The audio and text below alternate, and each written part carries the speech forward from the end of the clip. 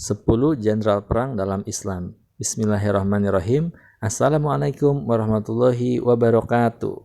Pada video kali ini kita akan mengenal 10 jenderal perang yang terkenal dalam Islam. Semoga bermanfaat. 1. Ali bin Abi Thalib. Ali bin Abi Thalib adalah sahabat yang pertama kali masuk Islam dari golongan anak-anak. Beliau termasuk menantu dan sepupu Nabi Muhammad SAW. Nabi Muhammad SAW mengakuinya sebagai pejuang besar. Dia memimpin dan berpartisipasi dalam sebagian besar pertempuran dan pesta pejuang bahkan di zaman Nabi. Beberapa sebutan lain untuk Ali bin Abi Thalib: Amir al-Mu'minin, panglima yang beriman; Abu Turab, bapak debu; Haidar, berhati-hati; dan Asadullah, singa Allah.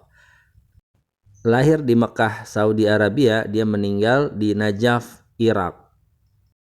Ali bin Abi Thalib juga termasuk Khulafaur Rasyidin dan menjadi khalifah keempat. 2. Khalid bin Walid.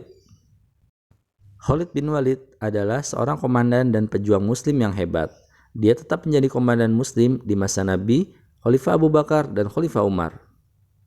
Rasulullah SAW menyebutnya Saifullah al-Maslul, pedang Allah yang terhunus.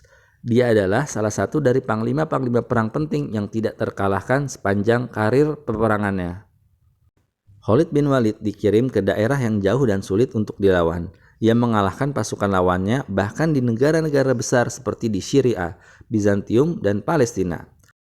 Khalid bin Walid lahir di Mekah dan meninggal di Homs, Suriah. 3. Tariq bin Ziyad. Tariq bin Ziyad sangat terkenal dengan kemenangannya atas Kekaisaran Romawi di Gibraltar, Spanyol. Dia adalah jenderal muslim terbesar yang mengatakan, "Bakar perahu, bakar perahu." Ia memerintahkan pasukannya yang lebih kecil untuk membakar perahu setelah masuk melalui laut. Mereka membakar perahu mereka, bahkan mengetahui bahwa musuh kuat mereka siap menyerang mereka. Dia berbicara kepada anak buahnya bahwa tidak ada pilihan lain untuk bertarung dengan berani dan menjadi pemenang atau martir. Tariq bin Ziyad adalah seorang budak yang dibebaskan, tetapi setelah masuk Islam, Islam menghormatinya menjadi seorang jenderal militer. Lahir di Aljazair, ia meninggal di Damaskus, Suriah.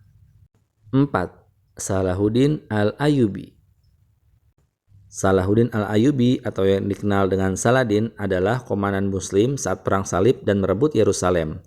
Dia memerintah Suriah, Mesir, Hijaz, Yaman, dan Mesopotamia pada waktu yang sama.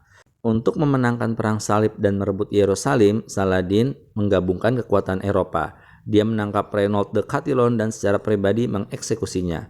Dunia tidak melihat siapapun yang lebih berprestasi daripada Saladin saat itu. Dia adalah orang yang berprinsip. Musuh-musuhnya mengagumi karakternya sebagai komandan dan pemimpin. Saladin adalah pemimpin dan komandan yang sangat baik. Lahir di Tikrit, Irak, dia meninggal di Damaskus, Suriah.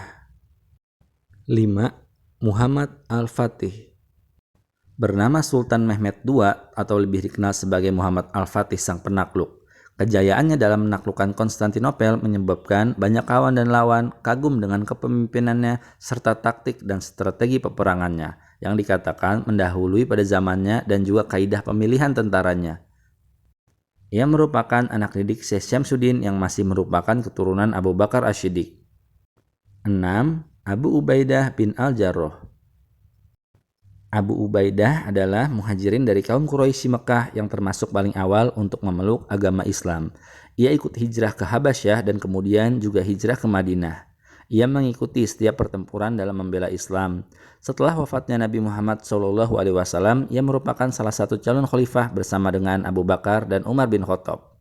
Setelah terpilihnya Abu Bakar sebagai khalifah, beliau ditunjuk untuk menjadi panglima perang memimpin pasukan muslim untuk berperang melawan Kekaisaran Romawi. Ia meninggal disebabkan oleh wabah penyakit. 7. Sa'ad bin Abi Waqqas.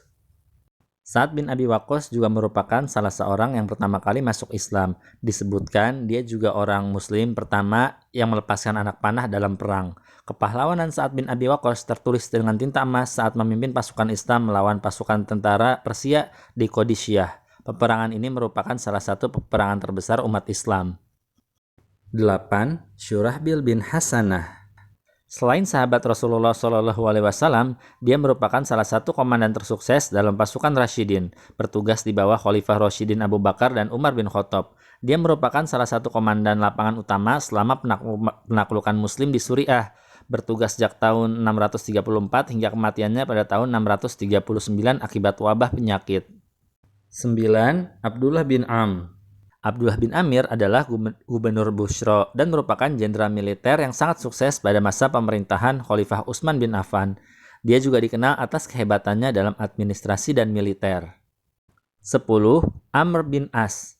Pada awalnya, beliau pernah mengambil bagian dalam peperangan menentang Nabi Muhammad SAW dan kaum muslim. Ia masuk Islam bersama Khalid bin Walid. 6 bulan setelah masuk Islam, beliau bersama Rasulullah SAW menaklukkan Mekah dalam peristiwa Fathul Mekah. Ia adalah panglima perang yang bijak dalam mengatur strategi perang. Amr bin As adalah panglima perang yang menaklukkan Baitul Maqdis dan Mesir dari cengkraman Romawi. Ia kemudian dilantik sebagai gubernur Mesir oleh Umar bin Khattab. Amr bin As merupakan bapak dari jenderal muslim lain bernama Abdullah bin Am. Sekian kisah singkat 10 jenderal muslim dalam Islam. Semoga bermanfaat. Maaf jika ada salah-salah kata. Wassalamualaikum warahmatullahi wabarakatuh.